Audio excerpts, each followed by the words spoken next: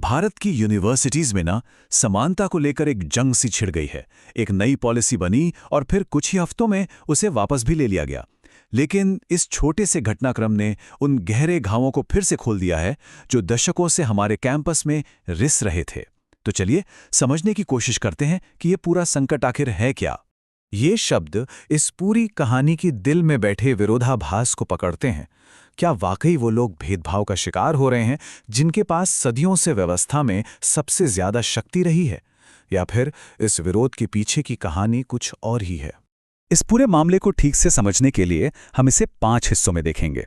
सबसे पहले हम उस पॉलिसी की बात करेंगे जिसने ये सारा विवाद शुरू किया। फिर हम कैंपस के अंदर के उस संकट को जानेंगे जिसकी वजह से ये पॉलिसी बनी ही थी। हम आंकड़ों में उतरकर देखेंगे कि सच्चाई क्या कहती है और ये समझने की कोशिश करेंगे कि असल में पावर किसके हाथ में है। और आखिर में हम देखेंगे कि इसका हमारे न्याय के भविष्य के लिए क्या मतलब है।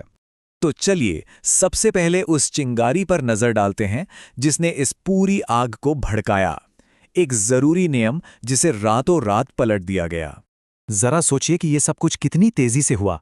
सुप्रीम कोर्ट ने भेदभाव रोकने का निर्देश दिया, यूजीसी ने नियम बनाए, लेकिन जैसे ही नियम लागू हुए विरोध प्रदर्शन शुरू हो गए और दबाव में आकर उन्हें फौरन वापस ले लिया गया। मतलब सब कुछ बस कुछ ही हफ्तों के अंदर हो गया। ये फैसला जितनी तेजी से आया उतनी ही तेजी से चला भी गया। लेकिन ये कहानी सिर्फ एक पॉलिसी के आने और जाने की नहीं है। ये उस गहरे संकट के बारे में है जिसे हल करने के लिए ये पॉलिसी बनाई ही गई थी। ये नियमों की नहीं बल्कि इंसानी जिंदगियों की कहानी है। ये आंकड़ा सच में दिल दहला देने वाला है। पिछले सिर्फ 10 सालों में भारत में छात्रों की आत्महत्याओं में 65% की बढ़ोतरी हुई है। ये कोई छोटा मोटा आंकड़ा नहीं है। ये हमारे कैंपस में एक बहुत बड़े और गहरे संकट का अलार्म है। और बात यह है कि यह संकट सबके लिए बराबर नहीं है।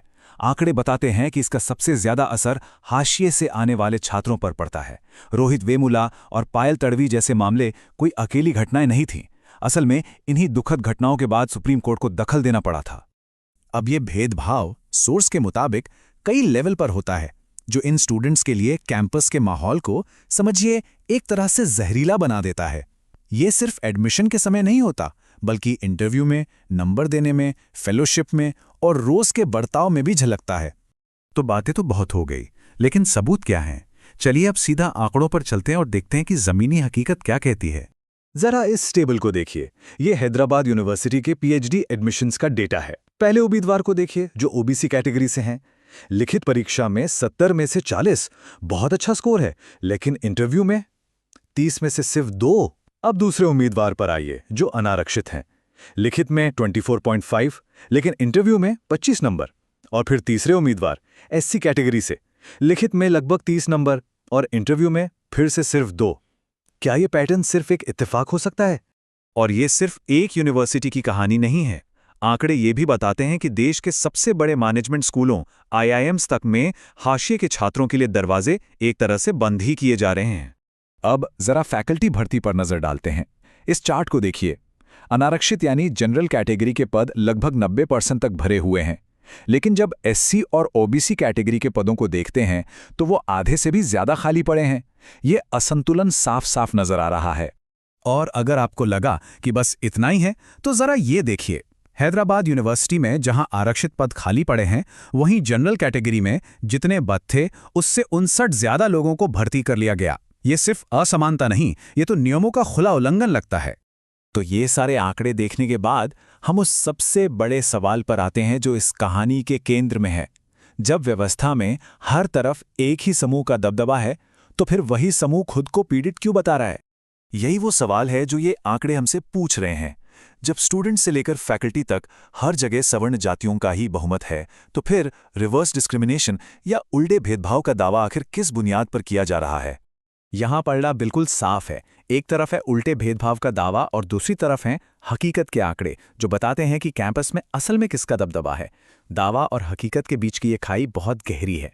तो फिर ये विरोध हो क्यों रहा है? सोर्स का विश्लेषण कहता है कि ये असल में एक रिएक्शन है। जैसे जैसे हाशिए के लोग अपनी आवाज उठा रहे हैं और आगे बढ़ रहे हैं, पुरानी व्यवस्था को अपनी पकड़ ढीली होती महसूस हो रही है। और जब बरसों से चली आ रही यथास्थिति को चुनौती मिलती है तो एक बेचैनी होना लाजमी है। तो आखिर में ये पूरा मामला हमें कहाँ ले जाता है? चलिए देखते हैं कि इस पूरी बहस का हमारे संविधान और सामाजिक न्याय के भविष्य के लिए क्या मायने हैं। ये रास्ता अपने आप में एक पहेली जैसा है। सोचिए, सिस्टम पहले कहता है हाँ, एक गंभीर समस्या है, फिर वो कहता है ठीक है, ये रहा इसका समाधान, और फिर वही सिस्टम उस समाधान पर रोक लगा देता है। ऐसे में व्यवस्था पर भरोसा कैसे किया जाए? और शायद सबसे तकलीफदेह बात यह है कि किसी की कोई जवाबदेही नहीं है। जब भेदभाव के कारण किसी छात्र की जान चली जाती है तो संस्थान पर कोई कार्रवाई नहीं होती। सालों बाद भी पीड़ितों के परिवार न्याय के लिए भटक रहे हैं, जबकि जिम्मेदार लोग अपनी जिंदगी आराम से जी रहे हैं। आखिर में ये बहस सिर्फ कैंपस की नहीं बल्कि हमारे संविधान की आत्मा की है। ये नियम किसी पर कोई एहसान नहीं थे, ये तो स्वतंत्रता, समानता और बराबरी के मौके के उसी वादे को पूरा करने की कोशिश थे जो हमारा संविधान हर नागरिक से करता है। और ये हमें एक आखिरी लेकिन सबसे जरूरी सवाल पर छोड़ जाता है। जब वो संस्थाएं ही चुप हो जाएं जिन्हें न्याय की रक्षा करनी है, तो फिर सामाजिक न्याय के लिए आवाज कौन उठाएगा? ये सवाल सिर्फ कैंपस का नहीं बल्कि हम सबके समाज का है, और इसका जवाब हम सभी को मिलकर खोजना होगा।